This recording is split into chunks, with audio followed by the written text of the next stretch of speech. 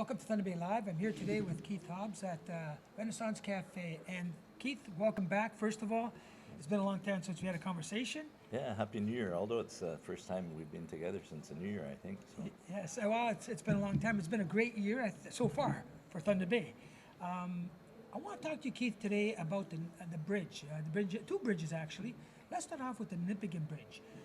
As you know, and people out there know, we had that little incident where and can you explain to them exactly? I don't want to explain it. I want you to explain if you know what happened to that bridge, so people out there know it's not. They're blaming everybody, engineers, this person, that person.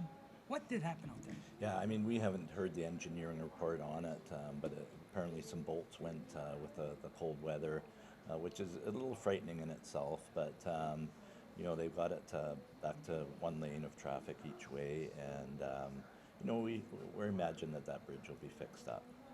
And I understand that we want to get another route, because or are we waiting for them to do the other side of that bridge? I think we need a bypass around that bridge, or use the old bridge as a secondary.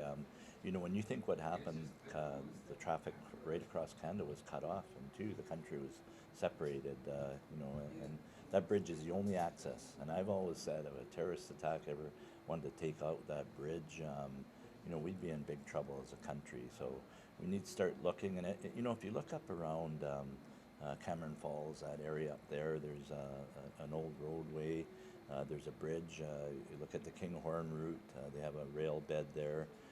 There's lots that could be done. And when we're talking about connectivity with First Nations and the mining that's coming out, I think it might be a good opportunity to work that all in.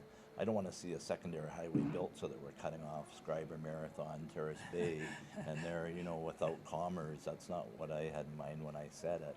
I just think we need to bypass that bridge somehow, in case of an emergency at the very least. This country could be in big trouble if that bridge ever went out on a permanent basis. I'm glad you clarified that for the people out there, because I did read the newspaper, and the editorial made it seem like you were advocating that we build another highway around everybody and around Thunder Bay. I thought, that's crazy. No, They wouldn't say not. that. No, definitely not. So I'm glad you clarified that. So all you're looking for is an alternative way across that river, the Yeah, Nipigon River, exactly. right? Okay, that makes sense. Now, the CN Bridge. I read a letter by Mr. Shane Judge there saying that, hey, why aren't we focused on that, and why we are spending our concerns and our money on that bridge? I know the answer, but I'd like you to tell the people out there why we're not doing that. Well, first of all, Shane Judge is running for mayor. He's campaigning already. So, I mean, that's okay. I don't care about that. But you should get his facts straight. And, he wrote a letter to the editor. The next day it was blown out of the water. We took on CN. They have a 1906 agreement that they should honor. It talks about maintaining that bridge in perpetuity. They haven't done that. And, now a judge has told us that we get access to the bridge, which they've never allowed us to have. So our engineers can look at it. They said it's not going to be an expensive multi-million-dollar trial. It can be done by application, which is awesome because it can all be done by paper. That saves our taxpayers millions of dollars. And it's also does not tie Fort William First Nation land claims to the bridge, which was a red herring, and the judge agreed with that. And the judge awarded us our costs, so it hasn't cost City of Thunder Bay any money.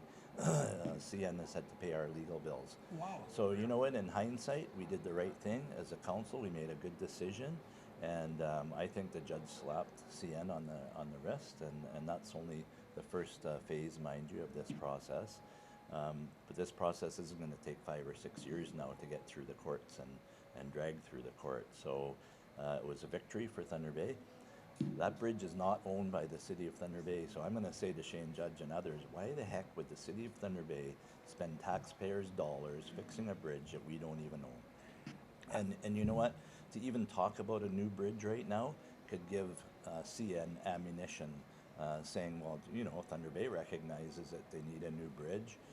Why should we pay for the old one? So, there's a lot more to it than just blurting out statements. And the thing with Shane Judge and the concerned taxpayers, it always comes down to the event center. Every argument, even the CN Bridge, always comes down to the event center for some reason. That argument always rears its ugly head.